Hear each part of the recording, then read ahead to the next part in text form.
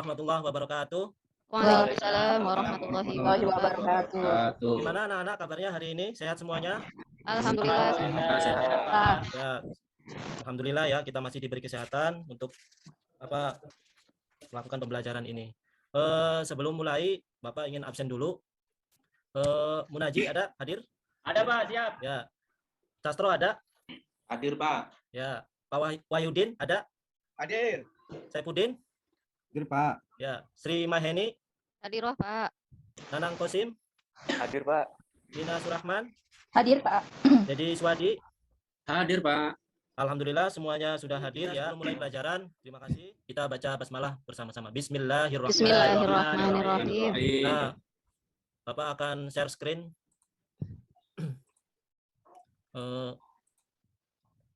Ini ya.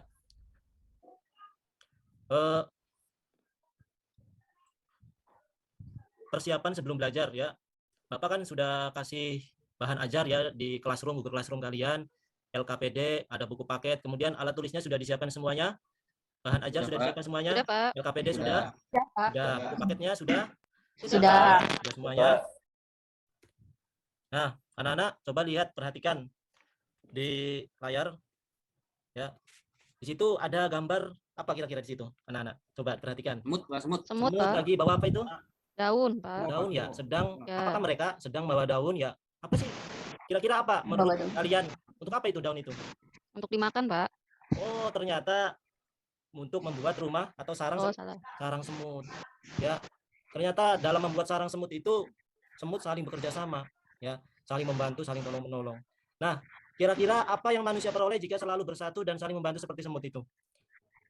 Apa kira-kira? Ya, tentu akan meringankan beban hasilnya. ya, beban kerja, ya, semuanya sejahtera ya.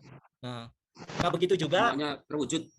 begitu juga ya, nanti dalam pembelajaran kita ini ya akan membahas tentang salah satu manfaat dari bekerja sama ini, yaitu dari tindakan atau ajaran agama Islam yang berupa zakat fitrah dan zakat mal. Nah, dengan kita berzakat, maka itu ada salah satu perwujudan kita saling bersatu, saling membantu terhadap sesama muslim ya. Nah, kemudian apa tujuan pembelajaran kita kali ini? Tujuan pembelajaran kita kali ini adalah pertama, peserta didik mampu membiasakan zakat sesuai dengan ketentuan syariat Islam dengan benar setelah pembelajaran. Peserta didik mampu membiasakan perilaku taat dan peduli sebagai hikmah dari ketentuan zakat dengan benar setelah pembelajaran. Peserta didik mampu menganalisis ketentuan zakat tentang kriteria orang yang berhak menerima zakat melalui identifikasi dengan benar setelah penggalian informasi dan diskusi. Peserta didik mampu mempraktikkan ketentuan zakat dengan cara menghitung perolehan hasil zakat melalui wawancara dengan benar. Nah, semua tujuan pembelajaran ini kita akan capai dengan metode atau model pembelajaran problem based learning. Apa sih problem based learning itu? Problem based learning adalah pembelajaran di mana Bapak akan memberikan suatu masalah ya, kemudian kalian mencoba memecahkan masalah itu, apa faktor penyebabnya dan bagaimana solusinya. Begitu, seperti itu ya problem based learning itu. Kemudian kita juga akan melakukan metode diskusi, juga tanya jawab. Nah, selanjutnya masuk materi ya, masuk materi.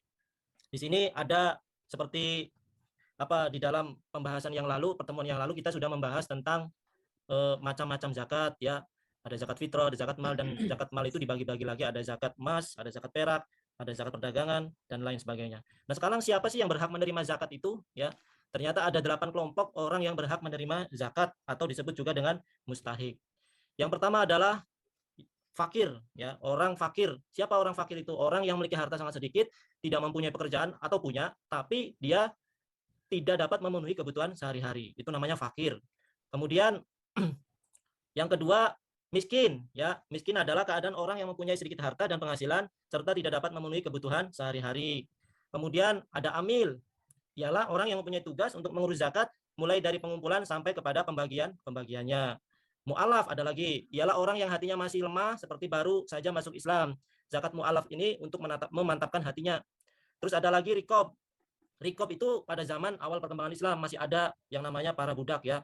Nah, salah satu tujuan Islam itu yaitu adalah mengentaskan perbudakan atau menghilangkan perbudakan itu, sehingga dengan diberi zakat para budak itu bisa memerdekakan dirinya. Dari paparan-paparan yang tadi sudah disampaikan, kira-kira ada yang bertanya nggak?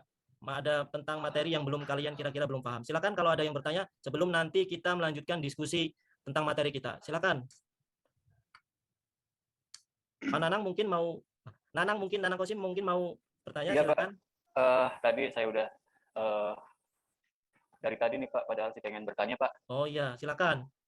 Pak, saya mau tanya, ini Ya. bagaimana Pak kalau misalkan Ya. ada orang yang melakukan perjalanan Pak, kemudian bekalnya itu kehabisan Pak. Terus dia itu melakukan perjalanan dengan tujuan main ke saudaranya Pak.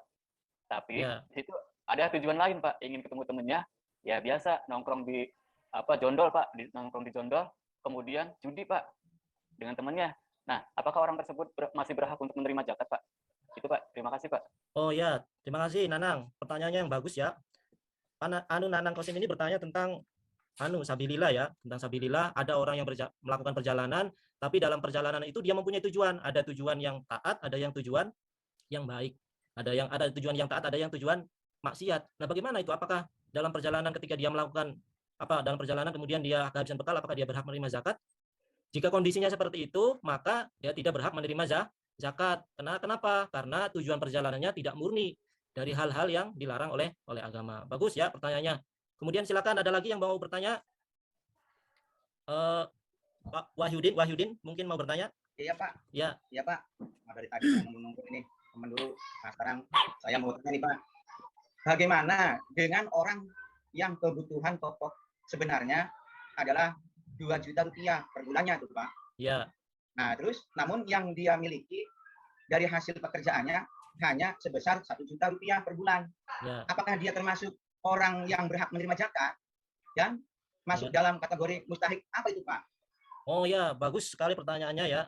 Ada Wahyudin ini bertanya tentang ada orang yang penghasilannya hanya 1 juta, 2 juta, kebutuhannya itu 2 juta. Kebutuhannya 2 juta. Kebutuhannya 2 juta, tapi penghasilannya hanya sebesar 1 juta. Penghasilannya cuma 1 juta rupiah. Ya.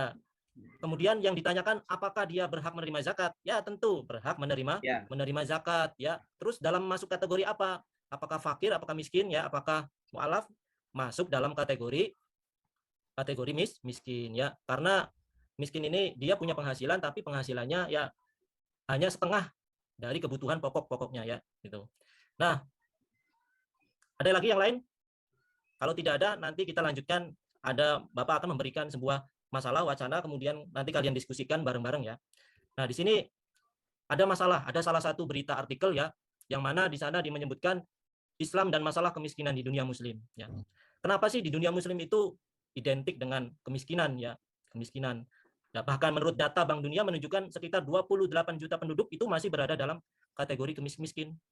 Yang lebih mencemaskan lagi, nah sekitar 40% dari warga Indonesia itu adalah orang-orang miskin, masih dalam garis kemiskinan.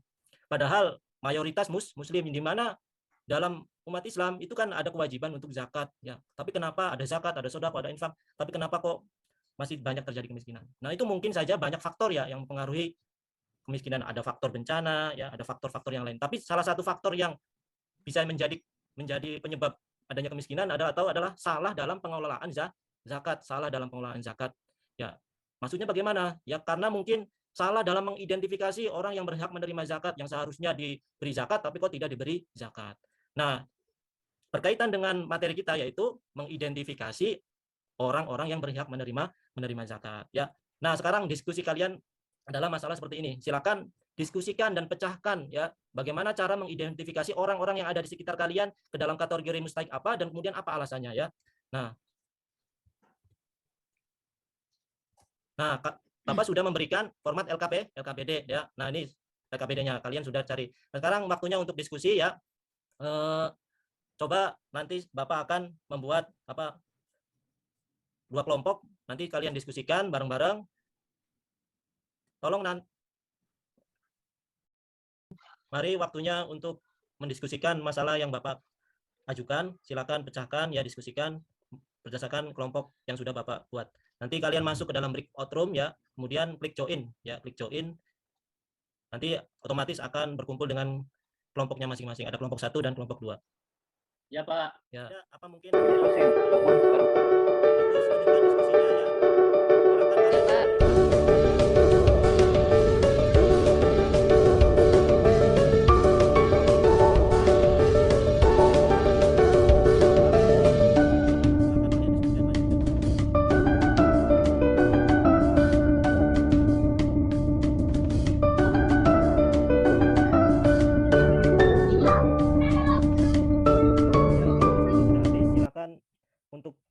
untuk menyampaikan hasil diskusi kalian, menyajikan hasil diskusi kalian.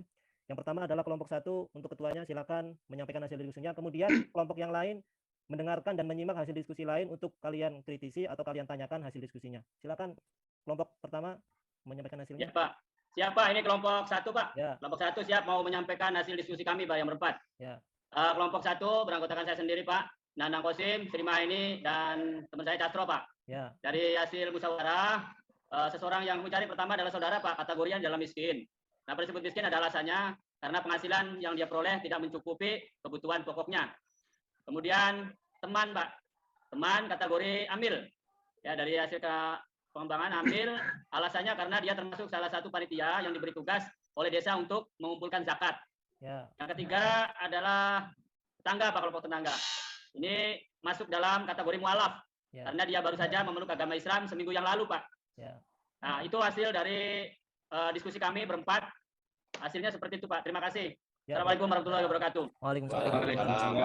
Waalaikumsalam warahmatullahi wabarakatuh. Bagus hasil diskusinya. Mungkin ada dari kelompok 2 ingin menyampaikan tanggapan dari hasil diskusi kelompok 1, silakan.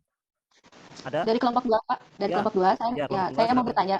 Ya, saya mau bertanya. Tadi kan dikatakan ada yang mualaf, tetangga yang mualaf baru masuk Islam ya. Itu kan berhak mendapatkan zakat. Tetapi kalau misalnya mualaf tersebut masih mampu atau kaya, apakah masih berhak mendapatkan zakat? Mengapa? Itu aja, Pak. Ya, bagus. Ya, Nina, untuk tanggapannya terhadap hasil diskusi kelompok 1 yang Ya, menanggapi, menanyakan kalau seumpama mualaf itu kaya, bagaimana, apakah dia masih berhak menerima zakat? Silakan kelompok 1 ditanggapi. ya, baik Pak. Akan saya tanggapi dari kelompok pertama. Ya, tetap berhak mendapatkan zakat karena dalam permasalahan mustahik, zakat ini yang terpenting seseorang sudah masuk salah satu kriteria mustahik zakat, terlepas dia masih kaya atau tidak. Oh Itu Pak, ya. jawaban dari kelompok 1, Pak. Ya, bagus sekali jawaban argumen baliknya ya dari kelompok 1 ya. Ada Ya, yang kelompok lain? 1. Ya, ya, Hidup. bagus. Mungkin ada yang lain. Kalau tidak ada, silakan untuk menyampaikan hasil diskusinya. Untuk kelompok 2, silakan kepada ketuanya untuk menyampaikan hasilnya. Ketuanya siapa? Kelompok 2? Ya, Pak. Ya, Ya, Saipudin ya, Pak. silakan.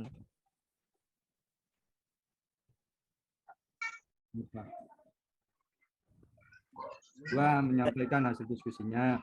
Cari adalah orang yang saya kenal, yaitu kategori fakir.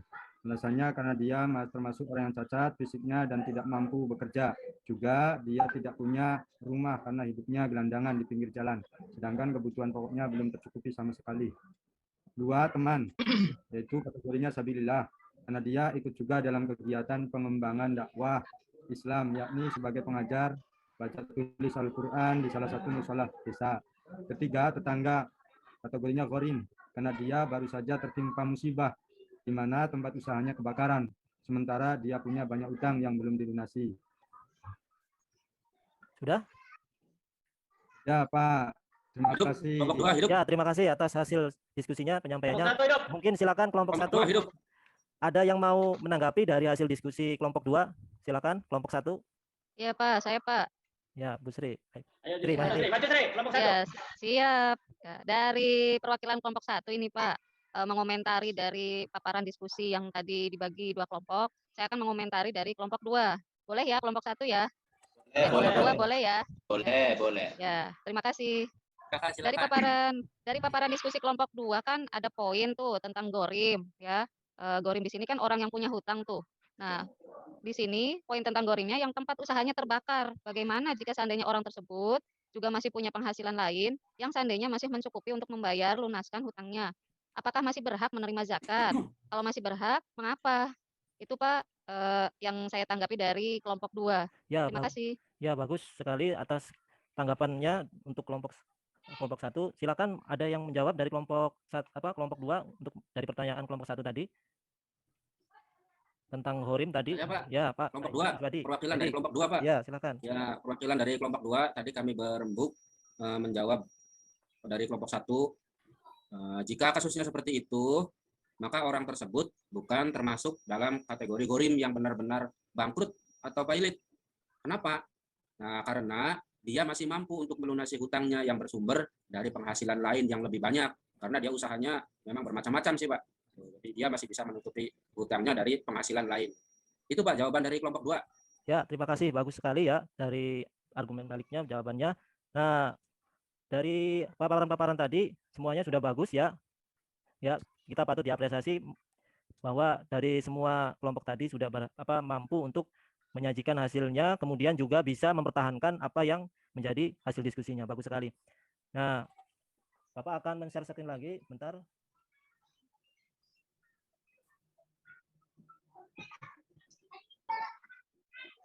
Nah, nanti ya anak-anak untuk hasil diskusi kelompok ini kita nanti kirimkan ya ke Google Classroom yang sudah kita buat tadi ya, masing-masing nanti kirimkan, setiap kelompok, setiap anak harus kirimkan ya, walaupun kelompok setiap anak harus mengirimkan.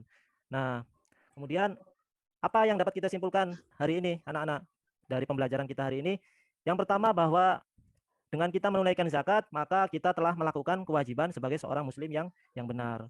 Bahwa sesama muslim harus tolong menolong jika ada orang lain yang membutuhkannya. Bahwa kita harus mengelola zakat dengan benar, salah satunya dengan identifikasi mustahik zakat yang tepat agar tidak salah sasaran. Nah, berkaitan dengan hasil diskusi anak-anak tadi ya, sebenarnya ada seseorang yang bisa masuk kategori 2 zakat, kategori mustahik zakat itu bisa 2 ya, bisa 3, karena bisa jadi orang itu juga fakir, bisa jadi orang itu menjadi amil seumpama ya, atau bisa jadi juga dia sebenarnya baru mualaf. Nah, bisa jadi kategori zakat itu bisa masuk dalam tiga-tiganya itu, tapi dalam mendapatkan zakat ya hanya satu saja, hanya satu kategori saja, tidak menjadi tiga-tiganya. Nah, kemudian nanti setelah pembelajaran ini kalian akan melakukan evaluasi pembelajaran ya. Evaluasi pembelajarannya melalui Google Form yang sudah Bapak kirim di Google Classroom kalian masing-masing. Nanti kalian kerjakan ya dengan benar, kemudian kirimkan di Google Classroom-nya masing-masing. Nah, kemudian dari pembelajaran kita ini, apa yang sudah kalian peroleh, pahami, kuasai dari pembelajaran kali ini? Kalian nanti tulis ya, apa yang sudah kalian paham. Oh, saya pahamnya bahwa ternyata orang yang berhak menerima zakat itu ternyata ada 8 orang kategorinya. Nah, kalian tulis di situ. Terus kemudian apa yang sudah belum kalian pahami atau kuasai dari pembelajaran kali ini? Ya, kalian tulis. Kalian tulis. Seumpama kalian tidak bisa membedakan apa sih bedanya fakir dan miskin. Kok sepertinya sama saja. Nah, kalian tulis di situ ya, apa yang belum paham. Kemudian setelah kalian tulis, lalu apa yang kalian akan lakukan dari hasil renungan pertanyaan nomor 2 tersebut? Apa yang kalian kenapa? Seumpama kalian belum paham. Seumpama Bapak menerangkannya kecepatan ya, atau karena mungkin ada temannya yang mengganggu. Nah, kalian semuanya tulis ya hasil refleksinya, kemudian kalian kirimkan ke Bapak sebagai bahan pertimbangan atau bahan perbaikan bagi pembelajaran kita kali nanti ya. Oke, kemudian materi untuk pertemuan mendatang yaitu adalah tentang dasarnya persatuan dalam ibadah haji ya. Ibadah haji dan umroh. Nah, dan untuk materi-materi yang sudah kita bahas tadi, jangan hanya terpaku pada apa yang ada di buku paket atau bahan ajar yang sudah kalian bagikan, tapi juga kalian harus cari gali informasi-informasi yang lain, dalami lebih lanjut ya, jangan hanya terpaku apa yang sudah Bapak sampaikan, karena ilmu itu bukan hanya bersumber dari guru tapi juga dari kenyataan yang lain atau dari sumber-sumber yang lain ya. Nah, kemudian ya oleh karena itu kalian harus tetap semangat dan belajar ya. Kemudian mungkin sudah cukup dulu ya dari paparan Bapak tadi. Mari kita tutup pembelajaran ini dengan membaca doa setelah belajar. Mari kita baca bersama-sama doa ini ya, biar apa yang kita pelajari ini bisa tertanam di dalam otak memori jangka panjang kita sehingga tidak cepat lupa ya. Ayo baca bareng-bareng ya.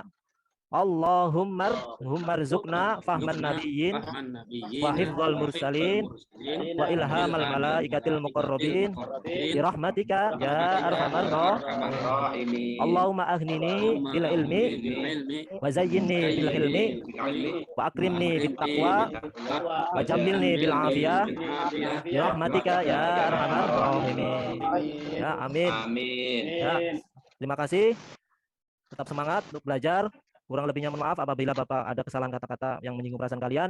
Wabillahi taufik wal hidayah. Assalamualaikum warahmatullahi wabarakatuh. Waalaikumsalam warahmatullahi wabarakatuh.